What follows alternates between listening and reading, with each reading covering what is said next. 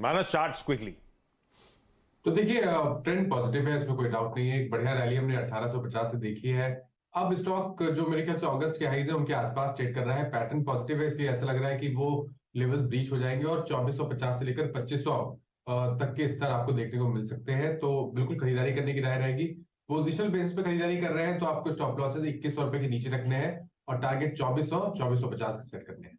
Okay चलिए, ये HDFC AMC की बात हो गई। एक और इम्पॉर्टेंट न्यूज़, एक्चुअली वो न्यूज़ कल आई थी और हमने कल एड्रेस भी की थी आशीष, लेकिन मार्केट ने शायद उसको पूरी तरह से समझा नहीं और उतना रिएक्शन दिया नहीं जितना मार्केट को देना चाहिए था, क्योंकि काफ़ी नेगेटिव न्यूज़ थी। वो थी वोडाफोन आइडिया के ऊपर, क्योंकि वो जो गवर्नमेंट से इक्विटी कन्वर्जन आना था वो अब तक कोई इंटीमेशन नहीं आया है, तो इसके लिए उन्होंने जो एक डेट डील थी वो पोस्टपोन की है। तो असीम के पास चलते हैं और पूरी जानकारी ले लेते हैं, उसके बाद इस स्टॉक पर भी बात करते हैं। असीम, गुड मॉर्निंग, बताइए। देखिए, जो कंपनी है उसके ऊपर वेंडर्स का करीबन 10,000 करोड़ रुपए के आसपास बकाया है और 2 महीने पहले दोनों वेंडर्स ने उसको नोटिस पीरियड के ऊपर जो है वो भी रखा था। लेकिन अब कहानी क्या है, कंपनी जो है ATC को 1600 करोड़ रुपए के ओपन कन्वर्टिबल डिवेंचर जो इश्यू करना चाहती थी।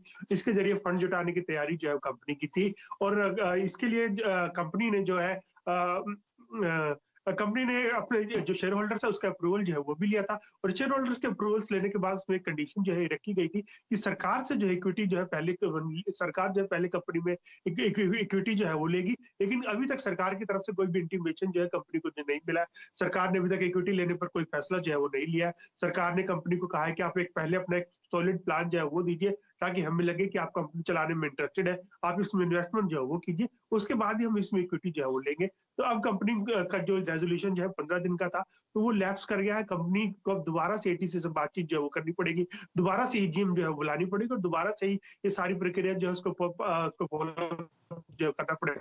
तो कुल मिलाकर के हम ये कह सकते हैं कि वोडाफोन आइडिया जो है 1600 करोड़ रुपए जुटाने की तैयारी ATC जो कर रही थी, उनके प्लान को एक झटका जो है वो लगा है। अब वो कंपनी है वहां से 1600 करोड़ रुपए नहीं जुटा पाएगी और हो सकता है कि आने वाले दिनों में वेंडर्स दोबारा से उसको कहे कि आप अपने पैसे जो है वो चुकाइए। तो इसको लेकर के कंपनी के आने वाले दिनों में मुश्किलें जो है वो बढ़ सकती है। ATC यानी कि अमेरिकन टावर कंपनी, वो जो 1600 करोड़ रुपए आने थे वो नहीं। असीम, क्या कारण है 15 दिनों में वो जो टाइमलाइन दी गई थी उसमें ये जारी नहीं हो पाए? ऐसा कुछ आइडिया हमको?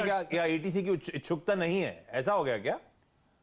नहीं, देखिए उसमें जब ये शेयर होल्डर से अप्रूवल लिया गया था तो उसमें एक कंडीशन रखी गई थी कि पहले सरकार जो है इसके अंदर इक्विटी जो है वो लेगी और उसके बाद ही हम जो है इस ओपन कन्वर्टिबल डिबेंचर को इक्विटी के अंदर कन्वर्ट जो है वो करेंगे। तो सरकार ने अभी तक हिस्सेदारी जो नहीं ली है। जहां तक अगर मैं सरकार की बात करूं तो सरकार सारे जो प्रक्रिया है उसको पूरा जो कर चुकी है।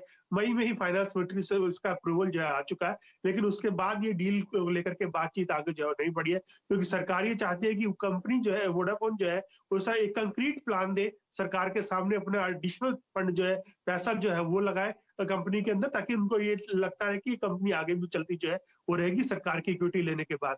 तो अभी तक सरकार की तरफ से ऐसा कोई भी कदम जो है हमको देखने को नहीं मिला कि सरकार इस कंपनी के अंदर इक्विटी जो है वो लेने जा रही है।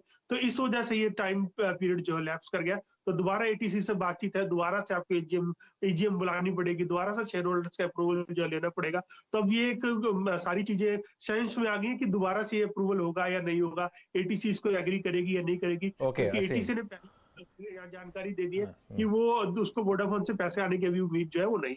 ओके असीम। बता दें कि मनी कंट्रोल पर दिए गए विचार एक्सपर्ट्स के अपने निजी विचार होते हैं।